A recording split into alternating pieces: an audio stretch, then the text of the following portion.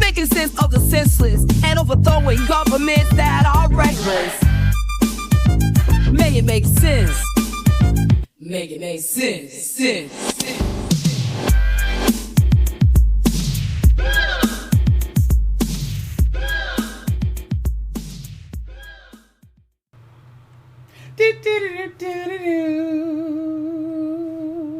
Hello, my name is D. Master B.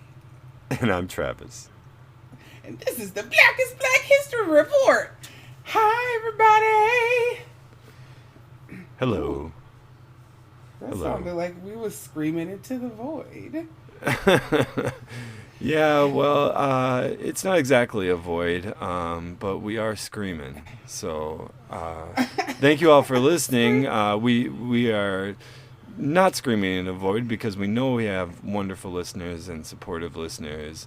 And if you like what we're doing here, I would encourage everybody to please share it on your preferred method of social media, whatever you use, whether it's Blue Sky or Facebook or MySpace. MySpace. Hey, listen here. Share it people. with Tom. Please, if you still have your MySpace page and can get on it, and then you can prove that you shared our podcast on MySpace, DeVette will buy you a t-shirt. I will buy you a t-shirt. I literally will buy you a t-shirt, and I will sign it. Yes. And then send it to you. Because yes. if you can just DeVette, I might take you up on that challenge because I'm pretty like the last time I checked, like I could still get seriously, into my MySpace. Anybody. It could be Travis. Y'all better do it before Travis does. So we're here today. I am in the lovely city of Rochester, Minnesota, getting ready for surgery. And we decided to do some Black History reports for you today. Yeah. And Travis is in Wisconsin without me. So sad. Mm-hmm. He's not sad. He's probably actually glad that I'm not there bothering him. But we wanted to do two things that are very hard to talk about, but it's good that we talk about them. One of them, a lot of people did not know about until a few years ago because of the internet and social media. And the other one, I learned about pretty young. I don't know, Travis, how old were you when you learned about the other one? Which one are you referring to? Emmett Till. Sorry. Oh,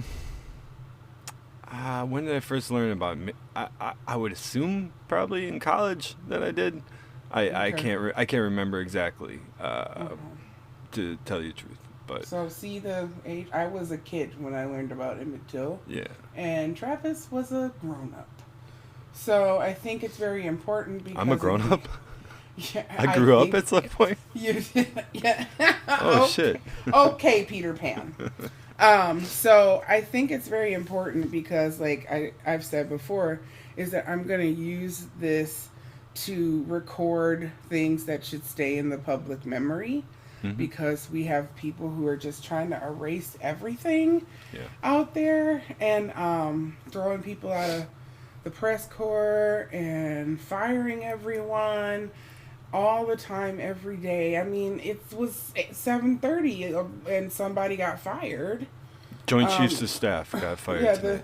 The Joint Chief of Staff got fired tonight. So we decided to record a podcast to counteract that, I guess. That's our counter-protest. And the director of ICE got fired today, too. Wait, what? Yes. The guy they just hired, or not? The border czar got fired? No, not the border czar. The director of ICE specifically. Oh my God! After less than a month on the job, he already got fired. He got reassigned. To some other, not the head of ICE anymore, because the president was very unhappy with his productivity, with throwing everybody out of the country. Throwing everybody out of the country Yeah. because there's nobody to throw out of the country. Yep. So he got Okay. fired after less than a month on the job. Yeah. I can't. We're not talking about that now because we're going to talk about the blackity black people. Yep. And we don't want to keep you too long, but we do want to. What Travis does. I want to keep you. Travis wants to keep everybody. I want to keep you all. Travis, listen to your plane. Keep your planes. But I just would like to say, for all those people who've been here for all 13 or 19 episodes that we have been doing, I appreciate all of you, because as we figure out what this is going to be and how it's going to look, I appreciate all of you for listening to me ramble and Travis just going, mm-hmm. That's what I add? That's what I add? Yes. Yup. Mm-hmm. Every 5 seconds, because that's what he's here for. You should feel attacked. So I'm going to get started, because this is not the regular show. And we just jump right in. So, Black Wall Street. I love it. Like, when I hear that, I see fancy people in hats with like parasols walking down the street, and there's cars going by because it was the time where the cars were there. Yeah. And they're going in their little shops, and they're just having their little teas and talking about the stuff that's going on and what the white people are doing because they're out there white peopling. And so when I heard about this and I heard the name Greenwood, I was like, somebody burned the town where my dad grew up down to the ground. I was not aware that it was in Oklahoma.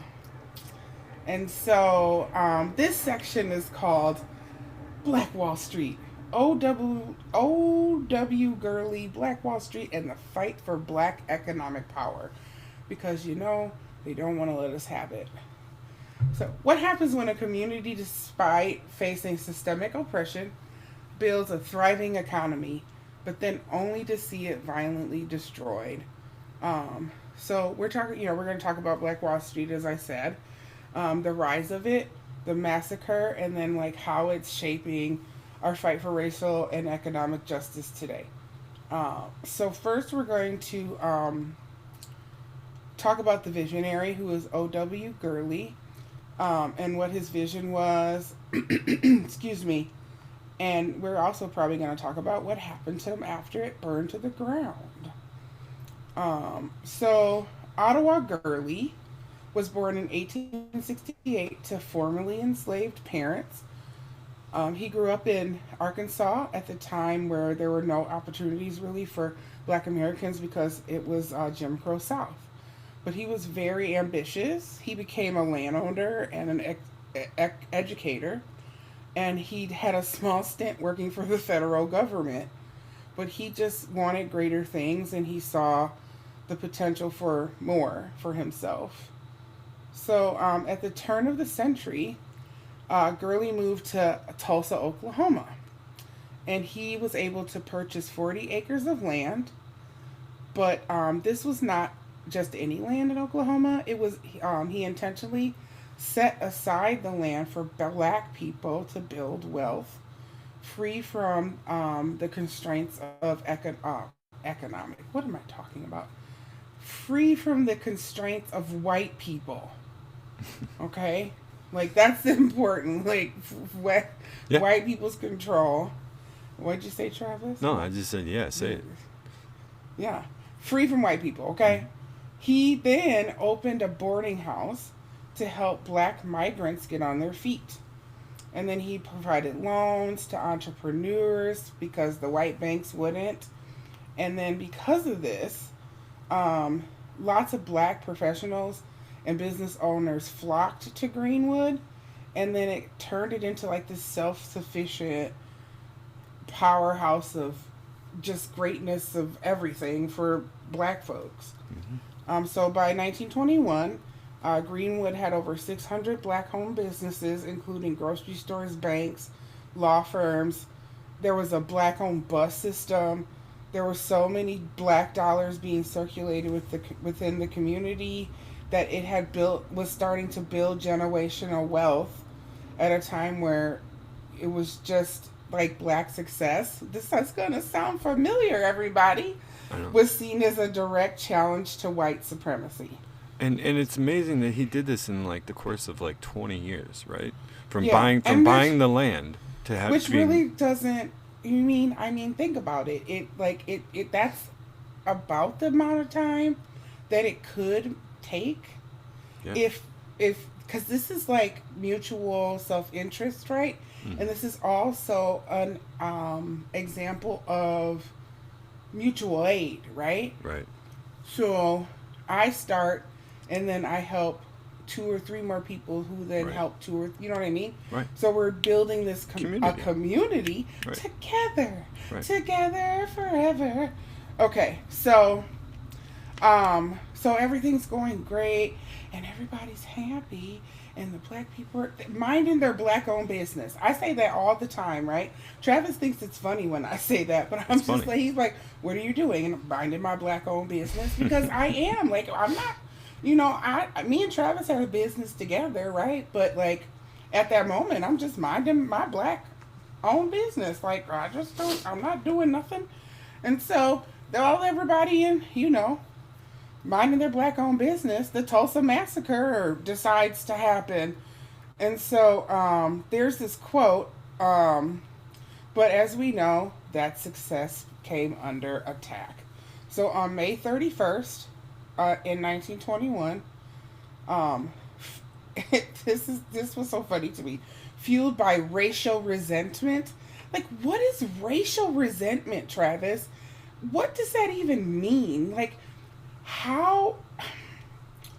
It's easier for white people to be mad at somebody else's success when they're a different color than them.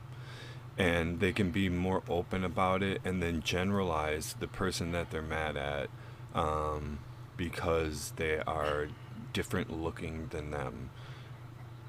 Like, but for me, that's just stupid. Yes, Like, of why course are it you is. going to be Of mad course. at me because I'm successful and I look different than you? Like, what? This is why I hate it here. So fueled by racial resentment and a false accusation. This is kind of the theme of today, right? False accusations. A white mob looted and burned Greenwood to the ground. Like, the whole thing. Like, not just a little bit of it. Not one store. The whole damn town. The whole damn town was wiped out. In less than 24 hours, it was reduced to ashes. Mr. Gurley lost everything. All his properties were destroyed. Business is gone. And, for the survivors, the people who survived, because a lot of people didn't survive. They got no compensation, no justice, no opportunity to rebuild. Nothing. Absolutely, absolutely nothing. So I want y'all to think about this before I keep going, because there is what happened to Mr. Gurley after. Like, imagine you live in a neighborhood with all of your best friends, and you all decide to go into business to each other, and then you just build this little neighborhood, and you guys have your own everything. And then the neighborhood 2 neighborhoods over decides and just comes and burns everything to the ground. And then even though you have house insurance and all the protections, you get nothing to rebuild. Because it was so racist then. Like, they got nothing. They got no reprieve, because people were just so upset, and they did not want us, and still don't want us, and anybody that's not like them, to have anything. And I hope that y'all understand that we're not just doing this to just talk about Black history because it's Black History Month. Like, because these are the things that are going to play out again, because history does actually repeat itself. Because, excuse me, these motherfuckers don't learn. They're not. I They don't think don't. some of them want to learn. And then, right, what Travis said, they don't want to learn because they think They that think they're right. they are right and they're the best and they are just absolutely right. And Travis, I told you I was going to tell you a story. Tell me So today I went to, I'm up in Rochester, that's where the Mayo Clinic is, and had an appointment with my surgeon. And as I was leaving, I met a lovely person who is trans, and they were talking about how they're scared that they're not going to get they're going to not be able to get their hormones. Mm-hmm. And I said, yeah, I said, I always think about, like, is there a way I could, like, get one of my doctors to prescribe me them, you know, what people take, and then I could, like, stockpile it for people. Yeah. Like how can I help to support my, you know, the rest of my queerdos, right? Like, how can I help trans people? Because I have the benefit of, like, passing, right? Like, passing power. Right. And so we were just standing there talking, and the person in front of us turned around, and Travis, what did you think they had on their head? MAGA. They had a freaking Trump winter hat, just Trump 2024. And I'm just like, why did you wear that to the clinic? Like, what? They wear it everywhere. But here's my thing. Like, I get it that they wear it everywhere, but to Mayo Clinic, like, no. Like, this is the one place that you don't need to wear the overt racism across your forehead. Because all people are going to do with you, and I'm not saying that, like, there aren't Trump supporters that go to the Mayo Clinic. Like, first off, I think that is just crazy because, like, how are you just going to come to Disneyland for medical procedures and stuff thinking that, like, are you, like, it's like a conundrum, an oxymoron to me. Like, you want the best healthcare in the world, but you're wearing a MAGA, like, a Trump hat? I would just, Travis, I Like lost like my we were mind. just talking about before, though, Devet. They don't think they're wrong. They don't think they're doing anything wrong. So, I mean, why would you change a behavior that you don't see as being Right, and you offensive or wrong to anyone else? Because to you, it's righteous. You know that I wear stuff. Everything, like, I have novelty tees. I have my 92% shirt on today that my sister got made for us to wear on Inauguration Day. Right. But it was under my clothes, right? Like, I wasn't, like, just out in the world willy-nilly, and I didn't take my jacket off until I got back into the doctor's office. And I know my doctors, right? And my doctors know me. I've been coming here since 2020. So they know my politics, right? So they know I'm always going to have on some stupid shirt. I had my chair earrings on today. Like, and they all cracked up. They all knew what they meant. Like, I know my providers. I know who I can be myself with. And so, but it was weird because the only other time I've ever seen, like, Trump paraphernalia was a button on someone's bag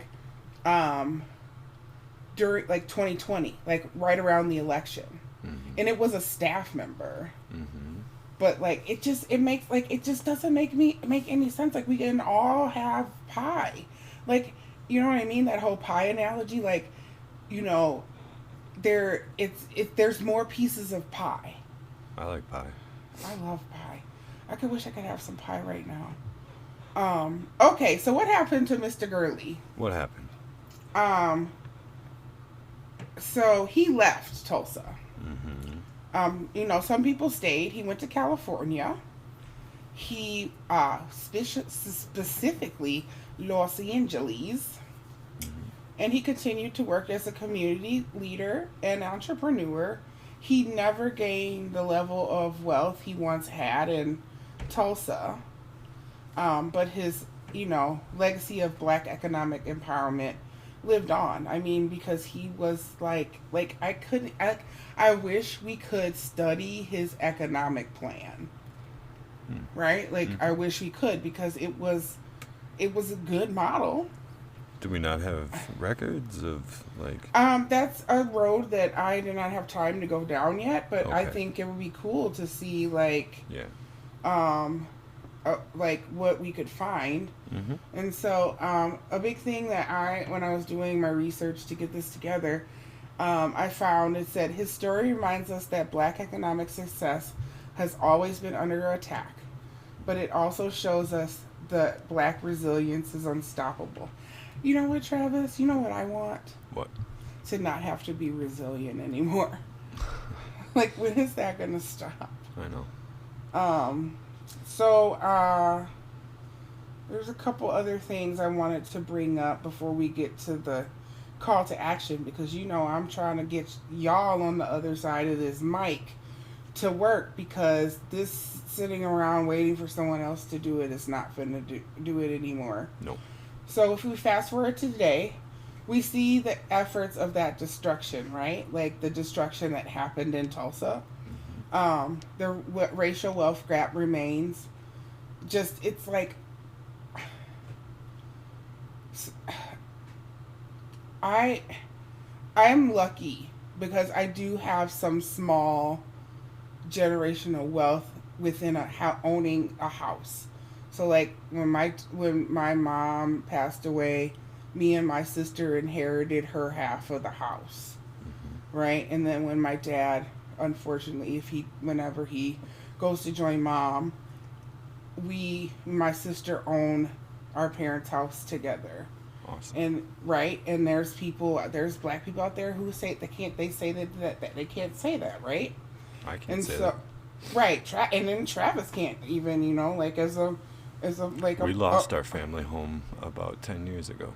Yeah, and I mean, it's hard to keep a house. Like, my sister and I have to figure out how we're going to pay the taxes on it, Yeah. right? And the house insurance. Like, those are the two big things to be able to keep your house. Yeah. So, but it says Black families have 1/8 of the wealth of white families. And, like, generational wealth, like Black Wall Street, was stolen that could have been passed on.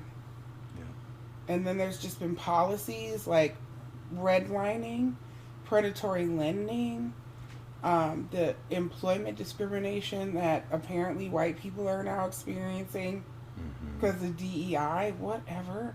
And then like just making Black people poor and more poor. And then it also affects white people. And I know people don't want to talk about that, but there is a gap between people who have trade jobs sometimes and then like the people who do dirty jobs. Yeah. And so, and this, like, people don't understand how it affects everyone, and then that's how they pit us against each other. Yes. But one thing that I need people to start to understand is that there is the ultra uber wealthy, and then there's everybody else. That's it. So it doesn't matter if we're purple, if we're red, if we're green. There's those people over here who are gutting our government right now, and then there's everybody else. And what's really crazy right now, Devette, is that was always a conspiracy, and we knew it to be true, but it was kind of a backroom conspiracy. We didn't overtly have to look at it in the face and say this is how they're doing it and this is specifically who's doing it. Now it's just out in the open. It's just right now, and for the past month, it's just out in the open. It's clearly just fucking that. Yep. So there's like modern struggles that are like Greenwood, right? So even in Tulsa today, there's like the Greenwood district, right? And it still bears the scars of the massacre. Many of the Black-owned businesses that survived the systemic barriers in the decades after the attack were displaced by urban renewal and highway construction. And if it's anything that we know, me and Travis know about, it's highway construction. Yes. So that my research brought up that they've seen patterns like that in Milwaukee, Detroit, and Chicago, where highways were built through thriving black neighborhoods. Yes. And then also, what's another thing, Travis, that Milwaukee has a lot of? Starts with a G. Gentrification. Yes. Ding, ding, ding. Segregation and gentrification, Yes. and highways and byways. and highways to split everybody up. But I mean, Right. in Milwaukee, it's so blatant that was the plan. Like our urban planning in the city is almost So racist. bad. It's crazy. It almost racist, Well, or I'm- it's just racist? I It's mean, just like blatantly racist. though. You know Just what I mean? blatantly like, racist. Like blatantly. Like if you're Yeah. on this side of the freeway and you're on this side of the freeway, and I mean, it was even done in Milwaukee to separate, like the poor whites from, like Yeah, just the poor just black everyone. people. Like the Right. Polacks go over here and the Irish go over Yep. here and Yep. the blacks over here and the Mexicans over here, and now Yep. we're gonna split everybody up And between don't these. come past that bridge. Don't you dare come past don't that you bridge. Don't Yeah. come past that bridge. Right. And we don't go over there. Like my mom, until she died, was like, I don't go on the south side. Right. And I'm like, why? Like, what is there's so many amazing things Because over in there. her day, you did not. No, you did not. And I'm like, there's a whole mall over there. Yeah. There's all this good food. Right. Like, I'm going, my friends live over there. Bye. Like, Yeah. I'm going to the south side. Yeah. Like, that's where my friends are. I gotta Right. go. See you later. Right. So, like, this is, like, they do not want us to all get along. Mm. And when we did all get along, what happened? We elected Obama. And they're not happy about that still. So, let's see. So then we have, so the legacy of Black Wall Street has, had a tick up in black entrepreneurship. So we have, there's the black-owned bank. One United. So there's a blank, it's an app, I think. And it's designed to observe Black and Latino communities. And then their Buy Black movement has gained momentum. And just campaigns to invest in Black businesses and keeping Black dollars within Black communities. Which I'm going to need these Black businesses to look at their sizes. Their sizes? Yes, they're very sizist. Oh, you mean like clothing companies? Mm-hmm. Okay. Yeah. Because there's a lot of them that I would love to shop with, but when I was bigger, they didn't sell my sizes. So, and then even if they did, they weren't sized right. Okay. But I do enjoy buying from Black creators, people who, still make their own stuff in Etsy shops and stuff. Because I think it's important that we support ourselves. I'm tired of supporting white people. I've been supporting white people my whole life. The only white person I like to support is Travis. Oh, thank you. Of course. So, we have a call to action, because, again, we got to start doing stuff. And so, for this segment, we're going to, what can we do today? One, like I said, support Black-owned businesses.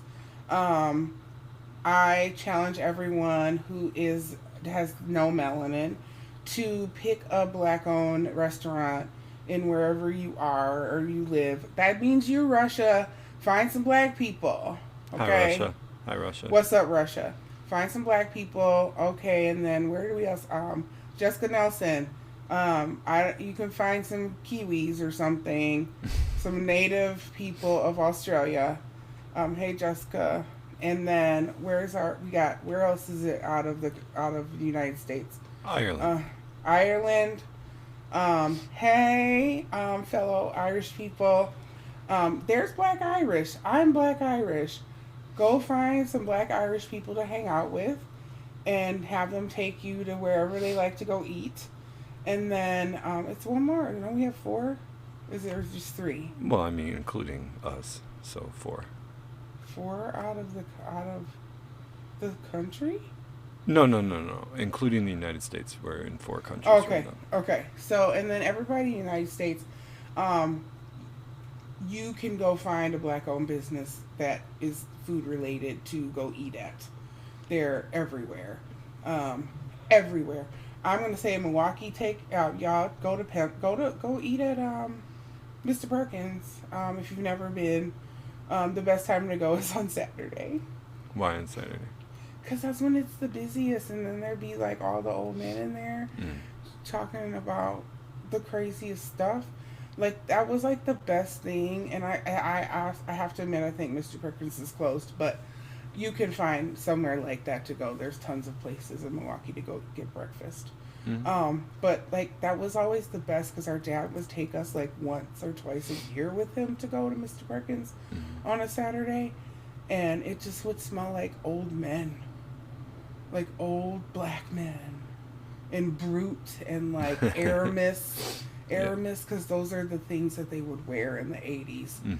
But it was like the best time because the breakfast was like so good because all these like Mr. Perkins was from the South, so it was just like grits and eggs and patty sausage, and it's just, you were gonna have heartburn later, but it was so good. Yeah. And then the other things that you can let's push for some policies, which I don't know how that would work right now because apparently the government's broken. But to close the racial wealth gap, I don't want to talk about reparations because it's just literally a moot point at this time. I don't want to talk about student loan forgiveness, but that's on this list, and fair housing.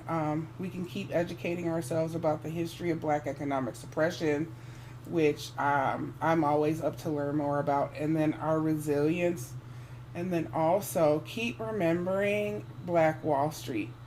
It was a blueprint, and it can help us now. So the past just isn't the past. It shapes our present. And understanding history is the key to changing our future. And that ends our segment on the Black Wall Street. Travis, do you have any questions? No. I mean, it's a great story. I mean, it's tragic, but I mean, it's a great story of, somebody that rose up and made a difference because he cared so much for his community and his people, and was crushed, but is still resilient, and the example lives on to inspire, and I think people of all races can learn a lot about that, about building communities and supporting your fellow man, and a rising tide lifts all ships, right? Yeah, I just have a couple things to say. Yeah. I forgot about the Dawes Act. So the Dawes Act, and then the 1899 Land Rush, those are pretty important things that had to do with this, because in 1887, the Dawes Act broke up a lot of native tribal land and forced them off of their land, and then like split them up. And so this is what kind of made the land in Oklahoma available. Yeah. Which is kind of shitty. But it's real shitty. Yeah. I mean, I'm paraphrasing.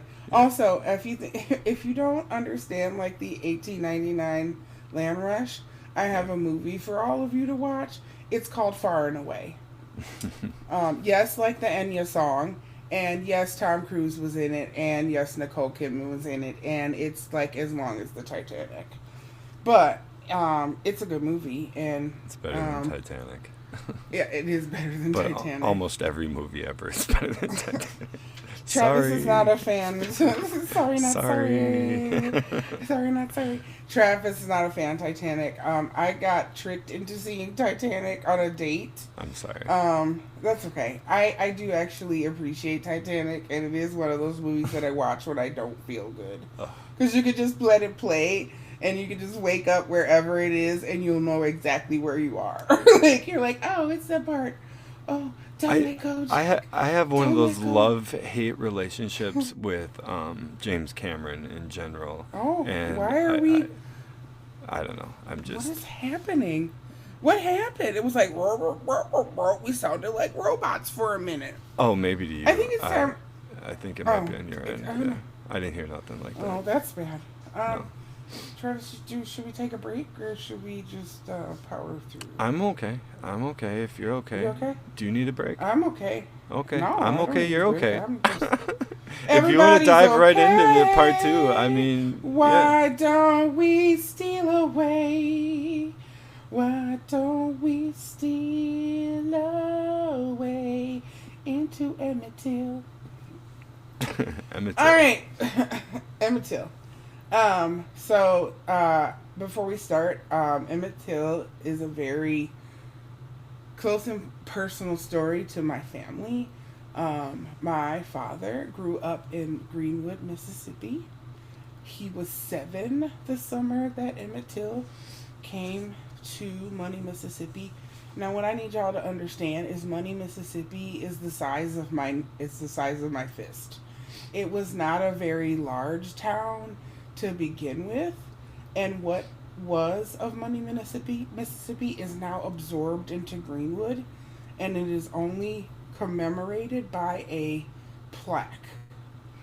And I wish I had photos of the plaque, but somebody named Jojoba Oil, as my friend calls him, he forgot to take pictures of the plaque when he was there last summer for me.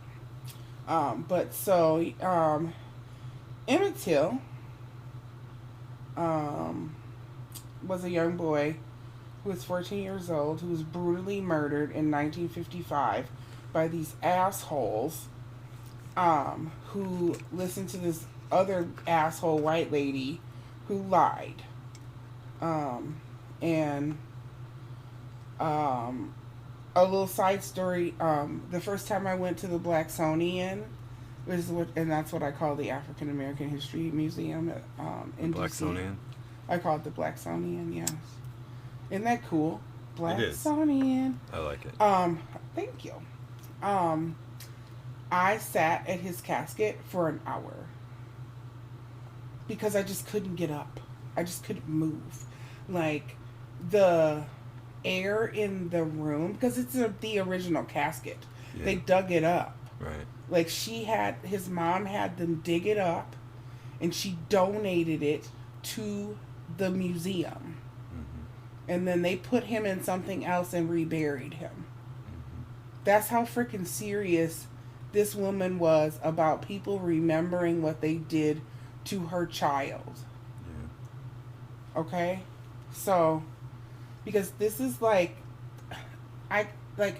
we have been seeing lynchings for how many years now? I mean, they've still been happening, but they're getting news, like national news, right? Like, was it Aubrey?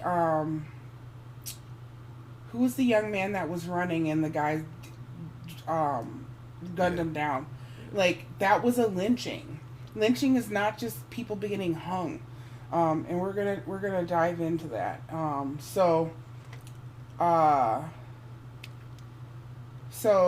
To understand what happened to Emmett Till, we need to understand what was happening in America in 1955. So my father and my mother grew up in what they call Jim Crow South.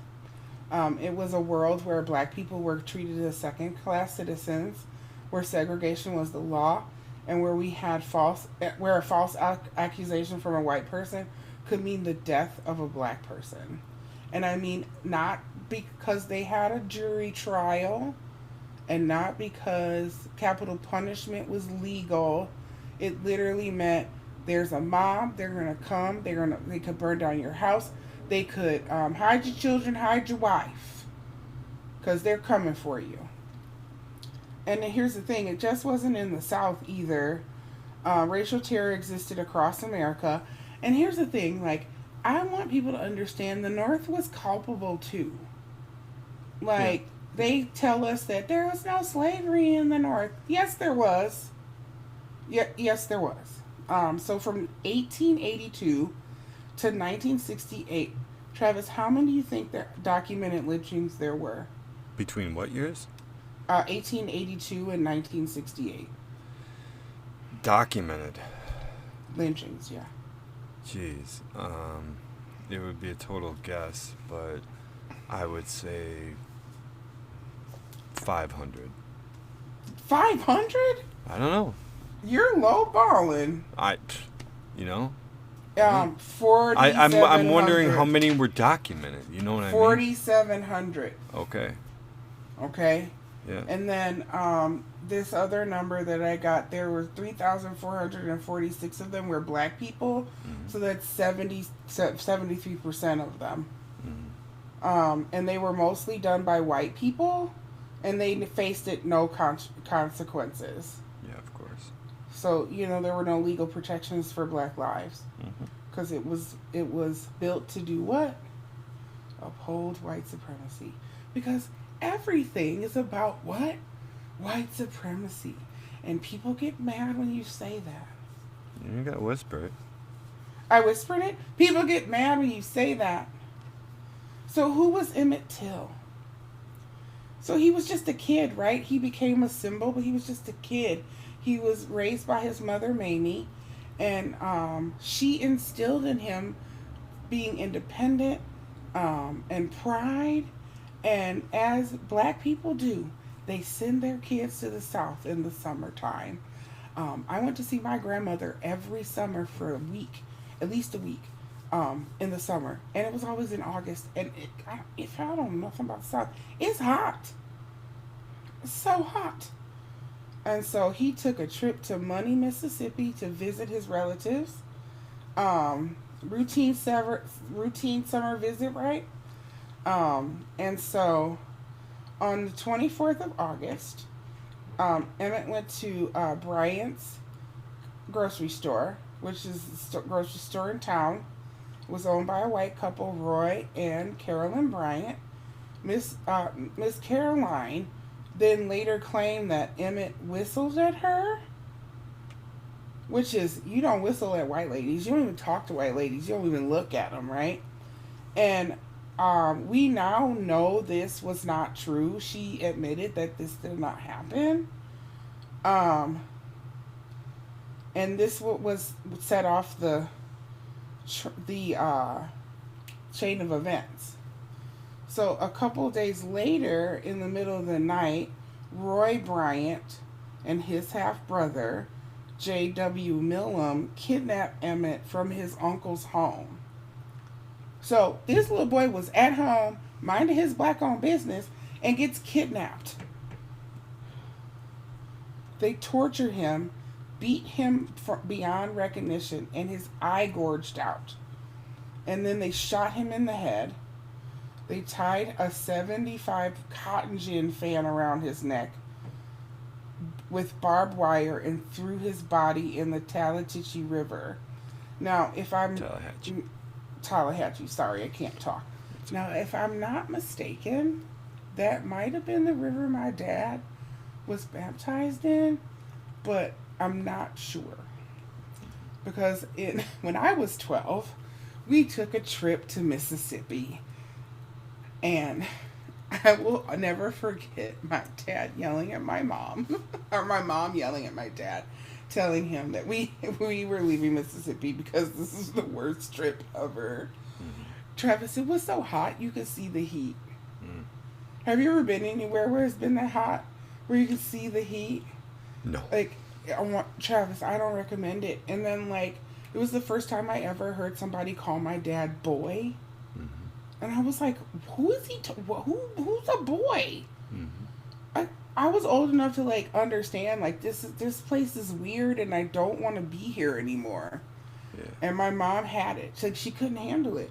My mom grew up in the city in Louisiana, and sure there was white only bathrooms and white only water fountains, but the racism and the overtness of it wasn't like what my dad experienced, because living in rural, it was way different. Right. I'm talking about my dad. My dad remembers the day before he was hurt, like he was lynched. He had the brothers. They had a pushcart store, and so my dad had brought some stuff off the pushcart, and he would tell us he knew better to be anywhere near town before dusk. It was like an unspoken rule, a survivor instinct to him. And so he told me once that he knew when the sun went down, the dangers of a young black boy in Mississippi only multiplied. And he didn't have to be told explicitly. He just knew that, like, that was life in Jim Crow South. And so, like, how did they kidnap him?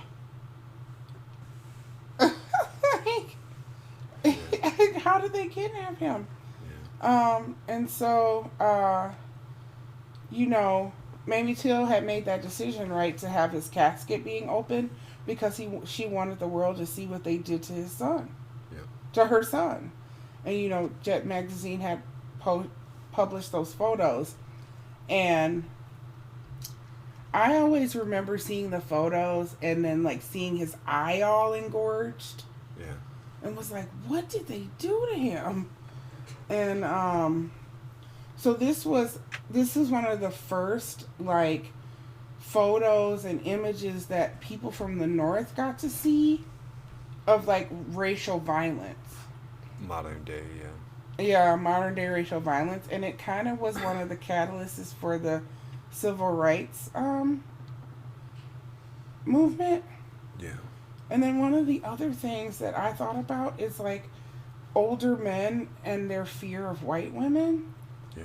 And I was thinking, it wasn't just a moment in history. It left scars today. My father didn't just witness the environment that allowed Till's murder. He felt it, and it kind of shaped him, right? And so, like, my father has never been interested in dating white women. Like, one false accusation and one brutal murder showed him the deadly consequences of a black person or black man or boy being perceived as a threat.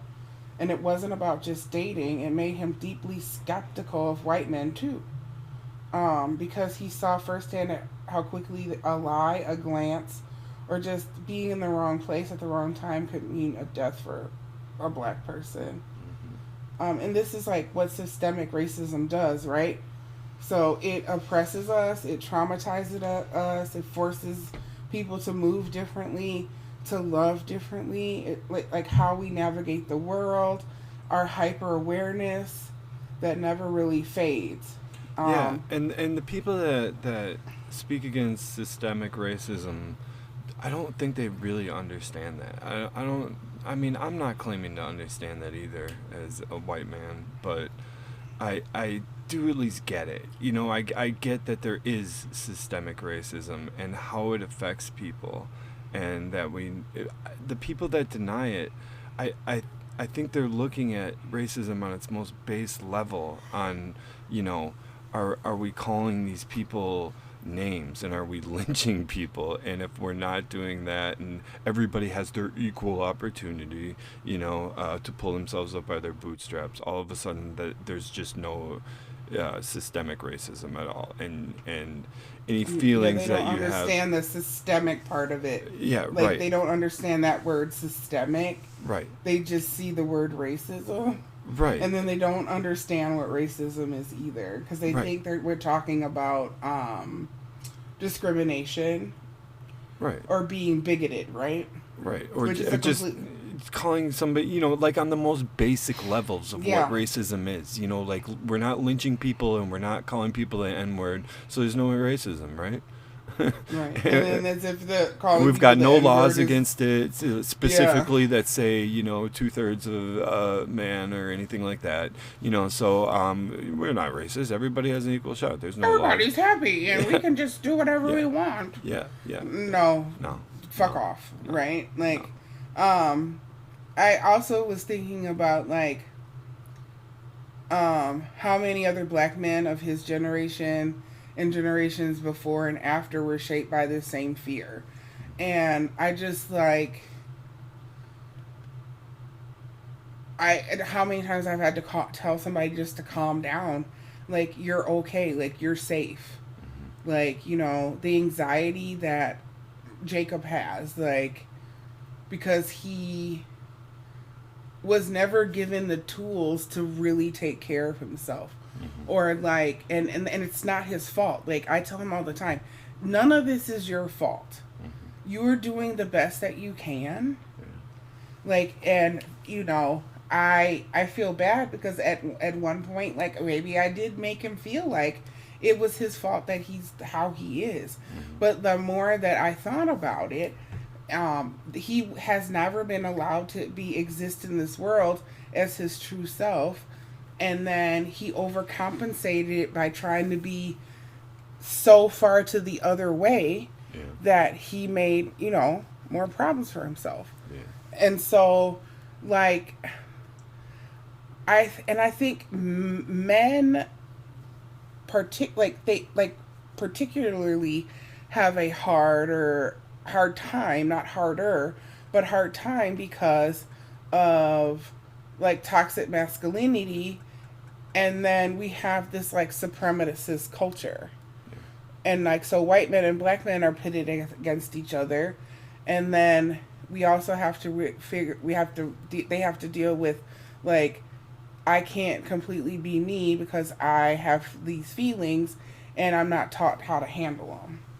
And then you add in the fact that we generations of men have been taught that another type of man is inferior to you. Preserving the truth, right? So I am all about saving things and having things in the public memory, and I brought up the Blacksonian. So I truly recommend going and just sitting at his casket and just reading his section, looking at all the pictures, and just taking a moment to really sit in that, because it's one thing for us to just talk to you about this, but it's another thing to see it. And they do have a model of him in the casket. So I just was like, I wanted to share this, like standing in front of the casket for me was an emotional experience. It was very heavy. It was a reminder of what was lost to me. And the exhibit doesn't just tell his story, it shows the impact of his mother's courage and the ripple effects of his murder and how it continues today. And it being in that space made it clear that history isn't distant. And this is one thing, like when I train and when I talk to people, I have to remind people that my dad was born in 1978 or 1948, sorry. And he turned 77 last month. It was not that long ago. My dad is 30 years older than me. He was 30 years old when I was born. That wasn't that long ago. No. And my dad was 7 when this happened. So, like, this happened in my dad's lifetime. Happened in my mom's lifetime. It happened in my oldest first cousin's lifetime. Like, I can't get people, like, I don't know why people can't understand that this is not old. It is in the past, right? Like, it is. But it's not like the Declaration of Independence in the past. And on the opposite side, though, too, in the generations, we're talking about the generations of black history, but also in the generations of white supremacy and white hate, this is other people's father's generation, on their side as well, Yep. And we're that close to that kind of hate on the white Well, side. I mean, the hate's still here. I'm just saying, like, to we're that close to lynching type hate, where it's somebody's who's alive right now that was their father's generation that did this. Mm-hmm. I mean, Yeah, like I mean, oh, okay, so I get what you're saying. So yeah, You know? like your grandpa, yeah, your great grandpa, if your Yeah. your parents' Yeah. dad, Yeah. your somebody in your family. yeah, You got that complaining uncle that walks around in a MAGA hat, yeah, like you know. yeah. Here's the call to action that I have for this story. So Emmett Till once said, "Let the world see what they did to my boy." And that is our responsibility to keep telling the truth, to keep fighting for justice, and to make sure that the stories like Emmett Till are never forgotten. That's why we say their names. Right? That's why we keep saying their names. And I notice people ain't been saying their names lately. The George Floyds and the Yeah. Tamir Rices and the Sandra Blands and all of the men and women who have died at the hands of the police or their crazy neighbor, or all the gun violence, all the kids who've died at school. Like, we need to remember all of them because we need to tell people, like, this shit has got to stop. Like, why are we killing each other? Yes. We should be helping each other. There's also, if you want to learn more about Emmett Till, there's the Emmett Till Interpretive Center. And then also you can support organizations fighting for racial justice. We have to continue to fight. And we have to continue to uplift Emmett and his family and their legacy and what they are trying to fight for. Miss Caroline died, and they never brought charges up against her, even though they could have. And then my fancy book. Let me get my fancy book. Let's see, where is Mr. Till? Travis and I bought Travis and I a present for Black History Month, and it's called The Black History Book. Big Ideas Simply Explained. And it's been helping us figure out who we want to talk about.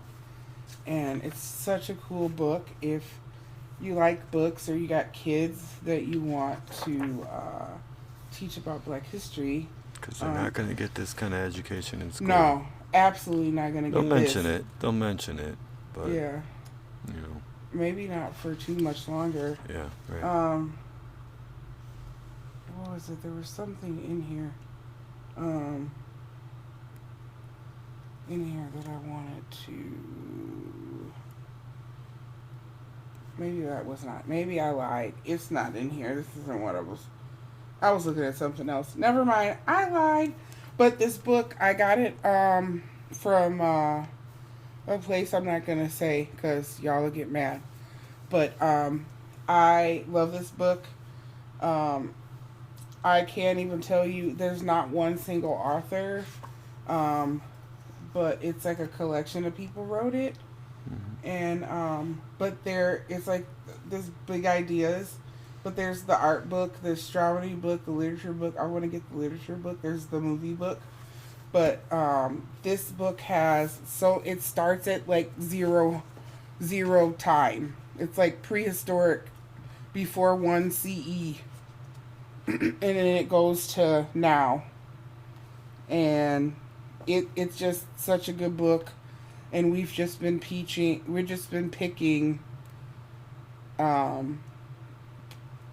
picking something and seeing if we want to talk about it, if it inspires thought and how we can relate it to the fascist regime and like shit that they're doing. But we got to give somebody the Omarosa Award. Ooh, who gets the Omarosa Award this week? Eric Adams. Well, yeah. Yeah, he's gonna have to go on an award tour. Yeah. He's I don't got know. some splaining to do. He got some splain. Lucy, you got some splaining to do. He You really got some does. splaining to do, He Mr. really Eric. does, man. Like, This shit's a straight up scandal, Tibet. it is. I mean, and I am, and you know, Pam Bondi Bondi is gonna just use it to fuel their fire about how how about the Justice Department is all messed up. And then the other thing, like, Eric, I just don't. You literally slid and did everything that they said that you were gonna do. Mm-hmm. So now they're just gonna be saying, "Look, you see, quid pro quo, Clarice." So so it goes to Eric this week.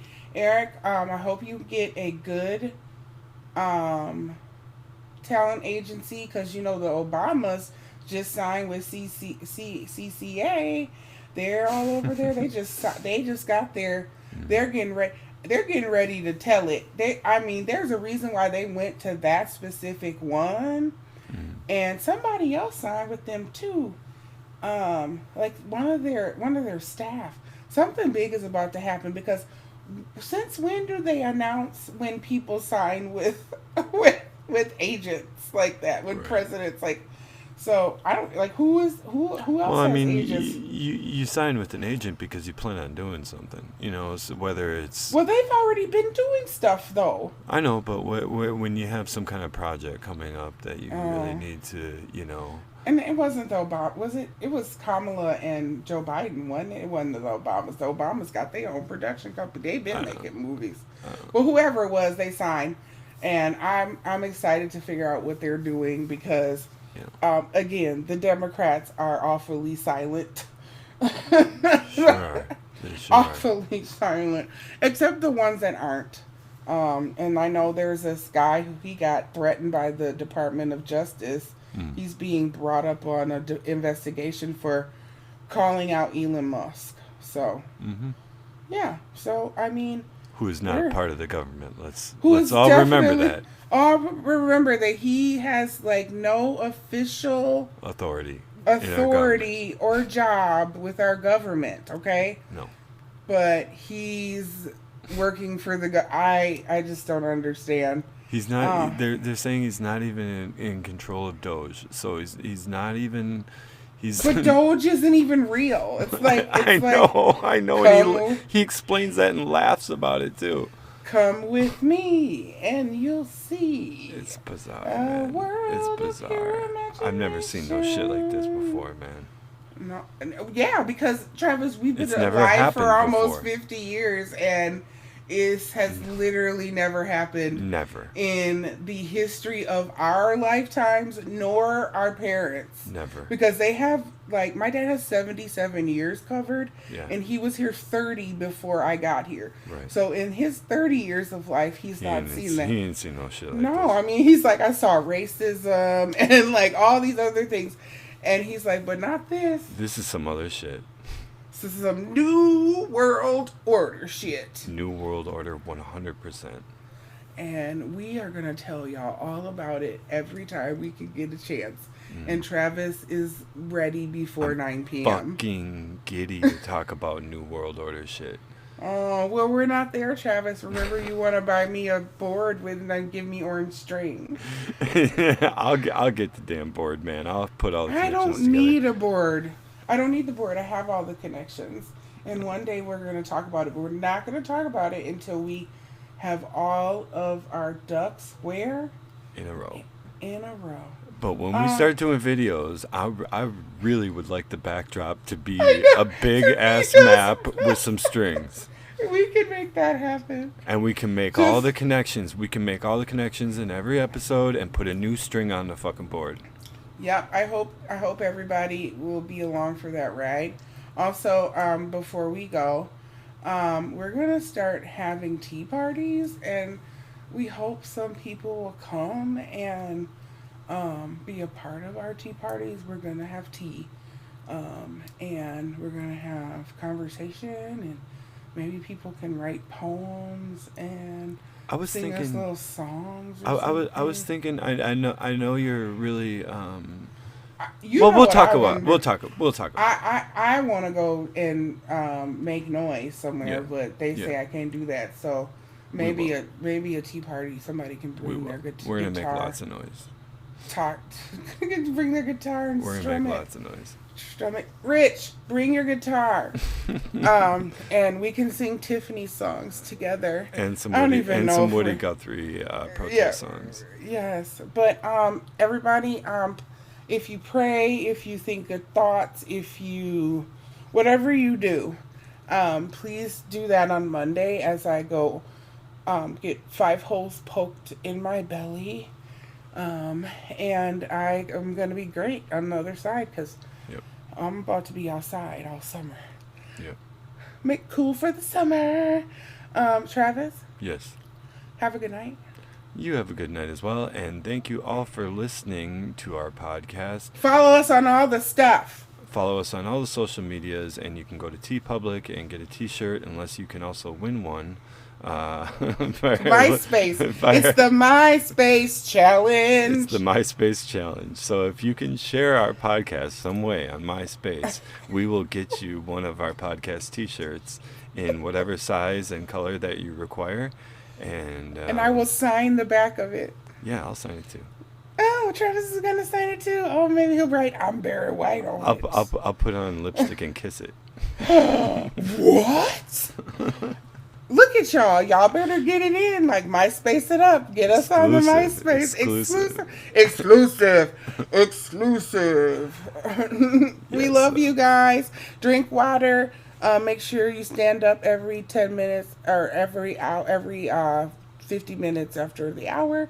And Make we good gon' choices. make a choices and we gonna be all right. That's right. See you next time. Peace. Well, make it thinner of the senseless and overthrowing your business that are reckless. Oh, make it make sense.